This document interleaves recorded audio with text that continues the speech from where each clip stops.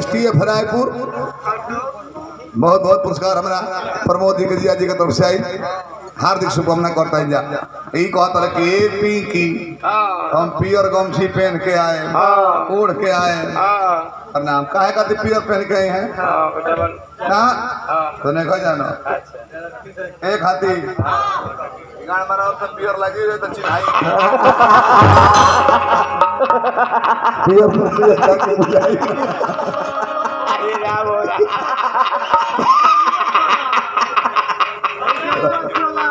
बोल रहा फेल बड़े में कृपया एरियल से धोए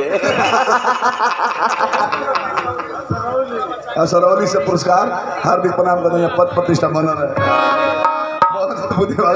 मरवाई लो काट के होता नहीं हम मरवाई लो चुटकुला कहले से पियर में कि पियर दा के बुझाई ना कौन बाकी तरकारी था कौन तरकारी आलू गोभी का खाली मसाला बुझाई के परे जन मारे ले पोतार डबल कहलो जन मारे ले पोतार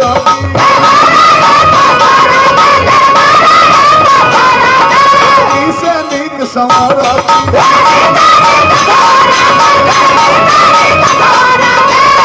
पर जियरा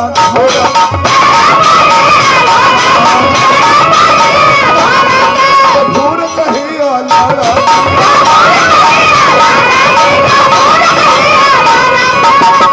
दीवाना तो बदल दीवानी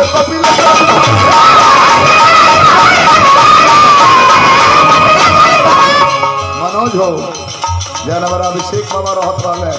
तारा लो में अभिषेक दुबे जाना सुबह जेकर उद्घाटन कपले सरी भवन भाई आज कुछ परसर ले नहीं मने वर दे परिवार है नलो पिंकी आई कोई परसर लगे अभिषेक बाबा तो वर दे परिवार ले चले कि धड़क उठ जाए तो देखो तरह के बीन भी टंगाई ले यो उठ कुछ अब हम दीवाना तो बदल दीवानी करे अरे कपिल सरी भवन ओ जाइला पर हो गई लुकायल लाभ लाभ बारू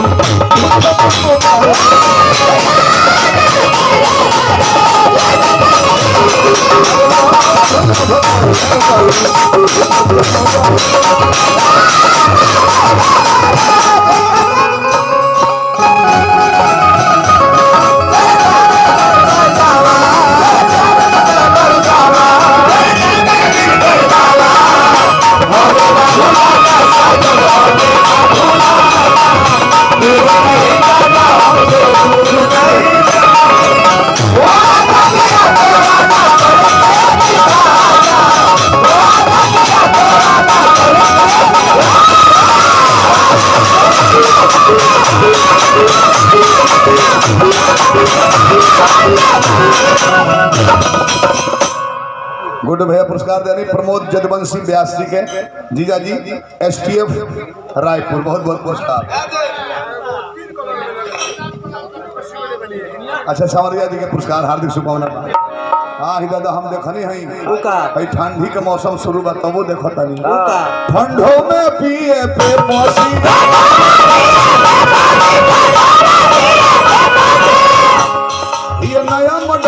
पे कसी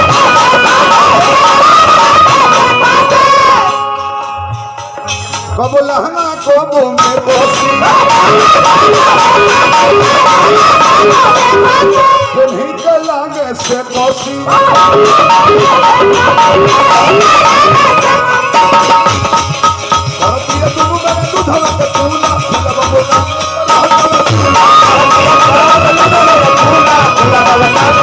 भारतीय दुनु में दूधल के फूला लोगो तो ढोड़ी बटाम बावे फूला घेर लोड बावे नंबर कर पाई लो घेर लोड बट नंबर कर पाई लो भगवान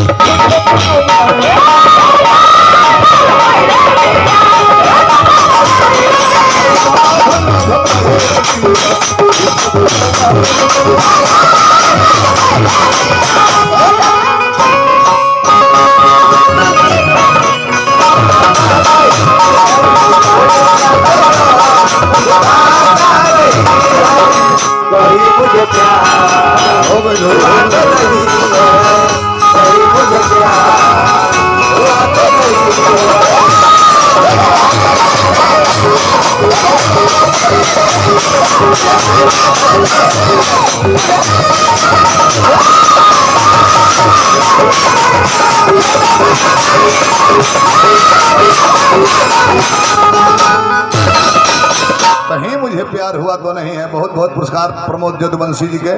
जीजा जी STF रायपुर। पूछ के होला प्यार बाबू सिंह जी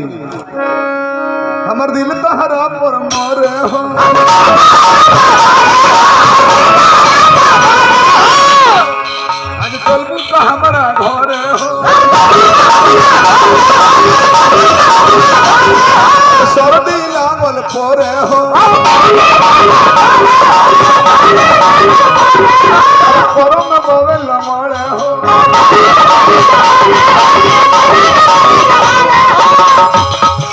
सबने लजाले तो बनतिया सोहरी तो बोला तुझे देखिला तो बोहरी लजाले तो बनतिया सोहरी तो बोला तुझे देखिला तो बोहरी इधर हटिया बदल सब कोई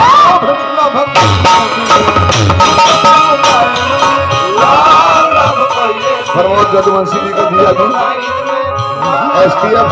रायपुर। बहुत बहुत पुरस्कार बाबू सिंह जी पुरस्कार देंगे गुड्डू सिंह जी पुरस्कार देंगे।